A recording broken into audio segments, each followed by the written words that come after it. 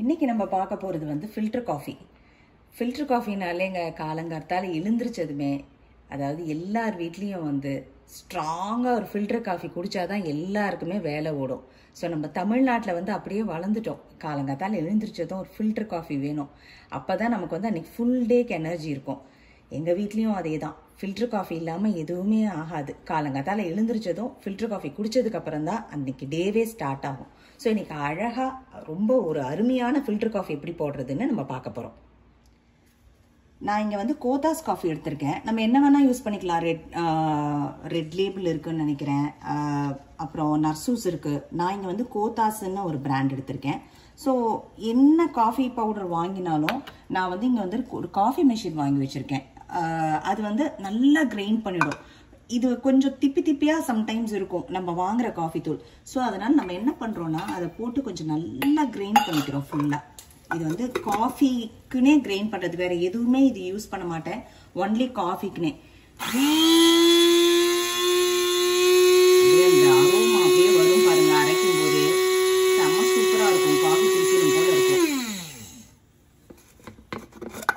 பாருங்களேன் எவ்வளோ நல்லா தெரிஞ்சிருச்சுன்னு சொல்லிட்டு நல்லா மைய தெரிஞ்சிரும். ஸோ இதை வச்சு நம்ம வந்து இப்போ வந்து ஸ்டார்ட் பண்ண போகிறோம். காஃபி ஃபில்டர் காஃபி எப்படி போடுறதுன்னு பார்க்க போகிறோம். இன்கேஸ் இந்த கிரைண்டர் வேணும், இன்கேஸ் இந்த காஃபி கிரைண்டர் யாருக்காவது வேணும்னா நான் கீழே அமேசான் லிங்க் உங்களுக்கு கொடுக்குறேன். ரொம்ப ஈஸியாக இருக்கும் உங்களுக்கு ஆர்டர் பண்ணிக்கிறதுக்கு. ஏன்னா வந்து அப்போ தான் நல்ல பொடியாக அந்த ரொம்ப நல்ல பொடியாக வரும். இல்லாட்டினா கொஞ்சம் நம்ம என்ன தான் வாங்கினாலும் அது கொஞ்சம் திப்பியாக தான் இருக்குது. ஸோ நல்லா கிரைண்ட் பண்ணிட்டேன். இப்போது நம்ம காஃபி பவுடர் ஆட் பண்ணிக்கிறோம். நல்லா நிறையாவே ஆட் பண்ணுங்கள். சில பேர் ரொம்ப கம்மியாக ஆட் பண்ணுவாங்க. அப்போ வந்து ஸ்ட்ராங்காக ஆட் ஆகாது. ஸோ நல்லாவே நிறையா ஃபுல்லாக ஒரு பாருங்களேன் நான் ஃபுல்லாக ஆட் பண்ணிட்டு அப்போ தான் ஸ்ட்ராங் காஃபி வரும்.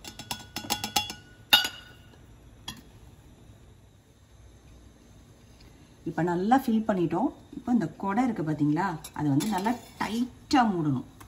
டைட்டாக மூடி வைங்க. ஸோ தட் நம்ம வந்து வெந்நீர் விடும்போது நல்லா திக்காக ஆகும். இல்லாட்டினா தண்ணியாக பொலன்னு விழுந்துடும். திக்காக இருந்தால் தான் ரொம்ப டேஸ்ட்டாக இருக்கும். ஃபஸ்ட்டு வந்து நான் ஒரு டம்ளர் பால் எடுத்திருக்கேன். ஹோல் மில்க் எடுத்திருக்கேன். நல்லா திக்கான பால் எடுத்திருக்கேன். ஸோ அதை நான் காய்ச்ச போகிறேன்.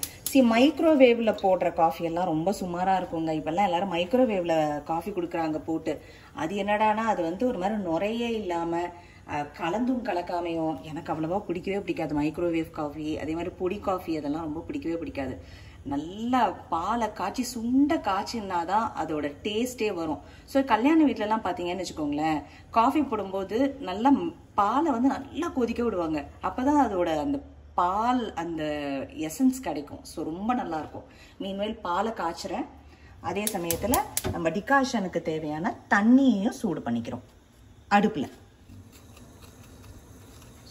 தண்ணி ரொம்ப நல்லா கொதிச்சிருச்சு. ஸோ இப்போ எடுத்து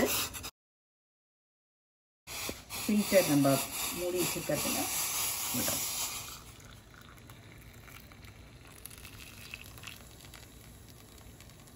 நல்லா அந்த பபுள் வரணும் பாருங்க, நல்லா வந்துட்டுருக்கு. மீன்வேல் பாருங்கள் பால் நல்லா கொதிச்சிருச்சு. நல்லா கொதிக்கணும். ஏன்னா வந்துட்டு நல்லா பொங்கி வரணும், நல்லா கொதிக்கணும், பபுள் வரணும். சிம்மில் வச்சு தான் பண்ணணுமோ? ஏன்னா சிம்மில் இருக்கிற ரொம்ப நேரம் நல்லா ஆமாம் நல்லா கொதிச்சு வந்ததுன்னா காஃபி அவ்வளோ டேஸ்ட்டாக இருக்கும். பால் எவ்வளோக்கு எவ்வளோ நல்லா கொதிச்சு நல்லா இருக்கோ அதுதான். அதனால தான் மைக்ரோவேவ்லலாம் போடக்கூடாது. அது வந்து சரியாகவே இருக்காது.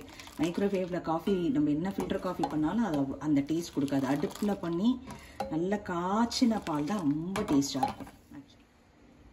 ஒரு ஸ்பூன் சுகர் ஆட் பண்ண போகிறேன். நான் இங்கே வந்துட்டு ஒயிட் சுகர் இப்போல்லாம் யூஸ் பண்ணுறது இல்லைங்க. ஏன்னா ஹெல்த் பர்பஸ்னால ப்ரௌன் சுகர் தான் வந்து வாங்குறது. ஏன்னா அது கொஞ்சம் கேலரிஸும் கம்மி, கொஞ்சம் நல்லது உடம்புக்குன்னு சொல்லிட்டு. ஸோ ப்ரௌன் சுகர் ஆட் பண்ணியிருக்கேன். டிகாஷன் நல்லா திக்காக இறங்கியிருக்கு பாருங்களேன். உங்களுக்கு ஊற்றும் போதே அப்படியே அந்த டிகாஷனோட இது வந்து திக்னஸ் தெரியும். நல்லா திக்காக இறங்கியிருக்கு. இப்போ நம்ம பால் விட போகிறோம்.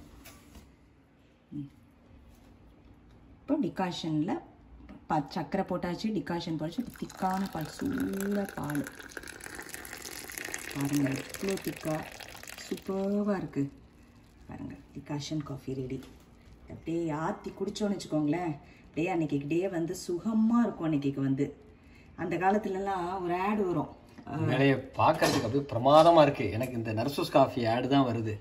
காஃபினாலே நர்சூஸ் காஃபி தான், பேஷ் பேஷ், ரொம்ப நல்லா இருக்கு. அதே மாதிரி இது வந்து கோத்தாஸ் காஃபி தான், பேஷ் பேஷ், ரொம்ப நல்லா இருக்கு பாருங்க. எனக்கு ஸ்ரீதேவி காஃபி தான்.